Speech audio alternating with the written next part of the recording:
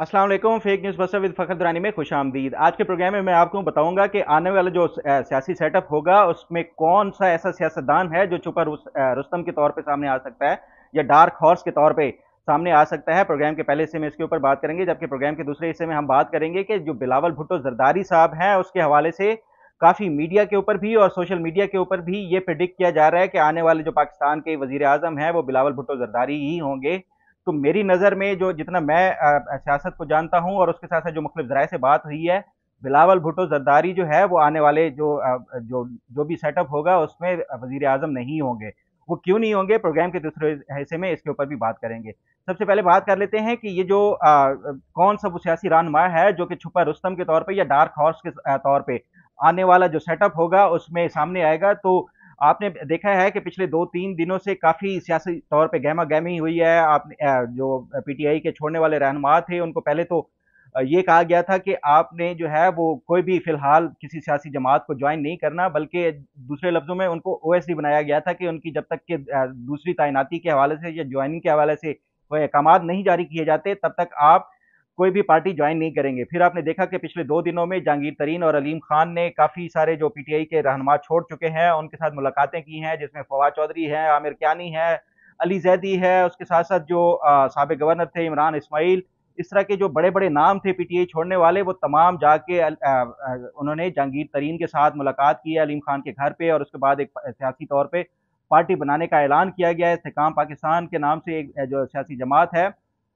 तो ये तमाम चीज़ें एक तरफ अगर आप मेरे पिछले प्रोग्राम देखते हैं तो मैंने आपको याद होगा कि पहले ही बताया था कि ये जो इस्टेब्लिशमेंट है उसकी तरफ से अलीम या जो किंग्स पार्टी बनाई जाने के हवाले से जो बातें हो रही थी, जहांगीर तरीन को उसकी कोई गो अहेड नहीं दी गई थी या फिलहाल उनकी कोई सपोर्ट नहीं थी। तो जो मेरी मुख्तलिफ ज़राए से आप भी इसके ऊपर ताज़ा तरीन जो अपडेट है उसमें जो मुझे पता चला है कि ये जो जहांगीर तरीन है उसके तो जो चंद एक रीजंस हैं जिसकी वजह से इस्टेब्लिशमेंट ने भी उनको गो अहेड नहीं दिया जो किंग्स पार्टी की जो सरबराही के हवाले से। एक तो उनकी जो रीज़न है, जो पहली है, वो उनकी नाअहली है। ताहियात नाअहली के हवाले से अभी तक कोई फैसला नहीं हुआ। अभी तक नवाज शरीफ का ही ताहियात नाअहली ख़त्म करने का कोई फैसला नहीं हुआ। जैसे ही वो होगा उसके बाद ही जहांगीर तरीन का भी कंसीडर किया जाएगा। तो एक रीज़न ये है कि वो किसी भी जो अब मेजर कोई पॉलिटिकल जो सेटअप होगा, जहांगीर तरीन उससे दूर होंगे। गोया वो पार्टी बना के उनके पीछे से बैठ के सरबराही तो कर सकते हैं, लेकिन कोई एक्टिव उस तरह उनका कोई किरदार नहीं होगा। जो दूसरी रीज़न है वो जहांगीर तरीन की अपनी सेहत है।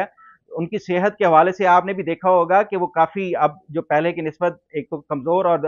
बिल्कुल सेहतमंद नहीं है। तो इस वजह से वो जो है वो कोई आगे आने वाले जो सेटअप है उसमें एक्टिव रोल उनका नहीं होगा। जो मेरी ज़राए से बात हुई है वो ये बताते हैं कि अलीम खान वो डार्क हॉर्स है जो आने वाले सेटअप में एक अहम किरदार अदा करेगा। उसकी चंद एक रीजंस हैं। पहली रीजन जो ये है कि वो मौजूदा जो इस्टेब्लिशमेंट है उसके बहुत ज़्यादा क्लोज हैं। उसमें आपने देखा होगा कि अलीम खान जैसे ही कोई चंद 4-6 महीने पहले एक बयान दिया था आसिम मुनीर की जो तैनाती थी बतौर आर्मी चीफ से पहले ही, कि उन्होंने ये कहा था कि इमरान खान को उन्होंने जो जनरल आसिम मुनीर थे उन्होंने शिकायत लगाई थी बुशरा बीबी और उसके साथ साथ जो फराह गोगी है उनकी करप्शन के हवाले से। तो जो इनके ताल्लुकात हैं मौजूदा मिलिट्री लीडरशिप है उनके साथ बेमिसाली हैं, और उसके साथ साथ जो माजी के भी जो मिलिट्री इस्टेब्लिशमेंट थी खासतौर पे जनरल बाजवा के हवाले से उसके भी बड़े क्लोज थे अलीम खान। और जो मुझे मुख्तलिफ ज़राए ने बताया कि जो इनकी इस्लामाबाद में हाउसिंग सोसाइटी है, उस हाउसिंग सोसाइटी की जो ऊपर पहाड़ी है उस पे एक जो आलीशान घर बना हुआ है जनरल बाजवा के ससुर का, वो अलीम खान ने ही बना के दिया था। तो गोया ये जो अलीम खान एक तो बेशुमार इनके पास दौलत है, वेल कनेक्टेड हैं, और उसके साथ साथ एम्बिशियस बहुत ज़्यादा हैं। तो जो आने वाला सेटअप होगा और उसके साथ साथ जो मौजूदा मिलिट्री लीडरशिप है उनके भी बहुत ज़्यादा आप क्लोज और उनका एतमाद हासिल कर चुके हैं। तो जो आने वाला सेटअप है उसमें अलीम खान एक डार्क हॉर्स के तौर पे सामने आएगा, और इसके ऊपर जो सियासी पंडित हैं उनको नज़र रखनी होगी। और ये आप देखेंगे कि अलीम खान जो है उनका किरदार आने वाले दिनों में कितना ज़्यादा बढ़ जाता है। अब बढ़ते हैं प्रोग्राम के दूसरे हिस्से की तरफ। बिलावल भुट्टो जरदारी के हवाले से आपने देखा होगा कि सोशल मीडिया के ऊपर तो उनको पोर्ट्रे किया ही जा रहा था कि आने वाला जो मुस्तकबिल का जो वजीर आजम है वो बिलावल भुट्टो जरदारी होंगे। उसके साथ साथ मीडिया के ऊपर भी मुख्तलिफ जो सियासी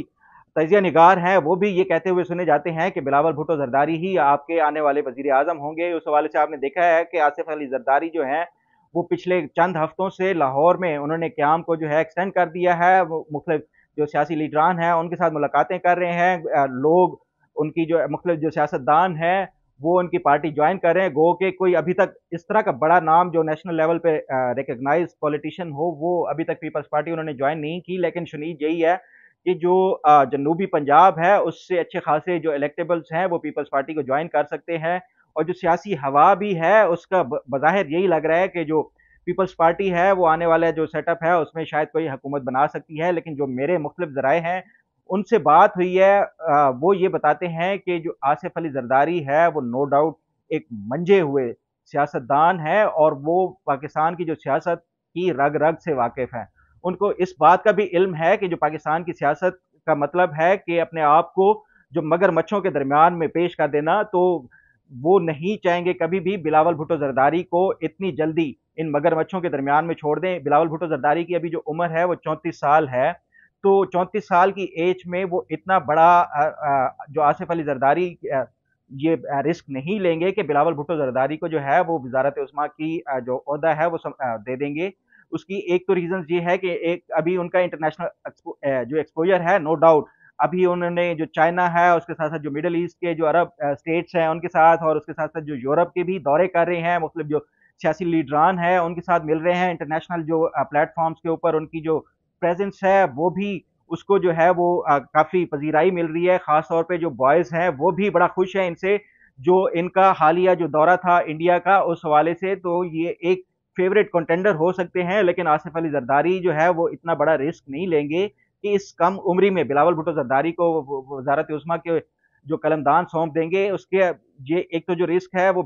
جو آصف علی زرداری ہے وہ یہ بھی کیلکولیٹ کر رہے ہوں گے کہ اگر وہ فی الحال جو شروع میں ہی اپنی پہلی اننگ میں ہی وہ ناکام ہو جاتے ہیں ایک دو سال میں ہی، تو اس کا وہ پولیٹیکل کریئر کی جو ایک اڑان ابھی آپ دیکھ رہے ہیں بطور وزیر خزانہ کے طور پہ، وہ اس کے اوپر بہت بڑا ڈینٹ پڑ جائے گا، اور جو کیونکہ ایک لیگیسی بھٹو خاندان کی یہ لے کر چل رہے ہیں، تو آصف علی زرداری اتنا بڑا رسک نہیں لیں گے۔ یہ جو میری مختلف جو ذرائع ہیں ان کے ساتھ بھی بات ہوئی ہے۔ اب آنے والے سیٹ اپ میں پیپلز پارٹی کسی کے ساتھ اتحاد بنا کے حکومت بناتی ہے یا مسلم لیگ نون بناتی ہے، یہ تو جب اسمبلیاں تحلیل ہوں گی اس کے بعد جب پی ڈی ایم بھی ڈیزالو ہو جائے گی، کیونکہ ان کا جو اتحاد ہے وہ الیکشنز کے حوالے سے نہیں ہے،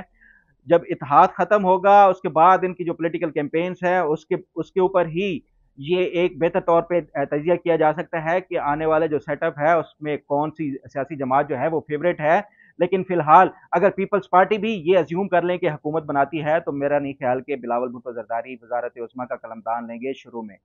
ہاں بعد میں اگر کوئی ایک دو سال کے بعد ان کو وہ چینج کرا دیتے ہیں تو وہ ڈفرینٹ ایک وہ ہوگا، لیکن ابھی فی الحال مجھے نہیں لگتا کہ جو آنے والے سیٹ اپ میں امیڈیٹلی بلاول بھٹو زرداری کو وزارت عظمیٰ کا قلمدان مل سکتا ہے۔ امید ہے آپ کو آج کا پروگرام بھی پسند آئے گا۔ اللہ تعالیٰ آپ کا حامی ناصر ہو۔ اللہ حافظ۔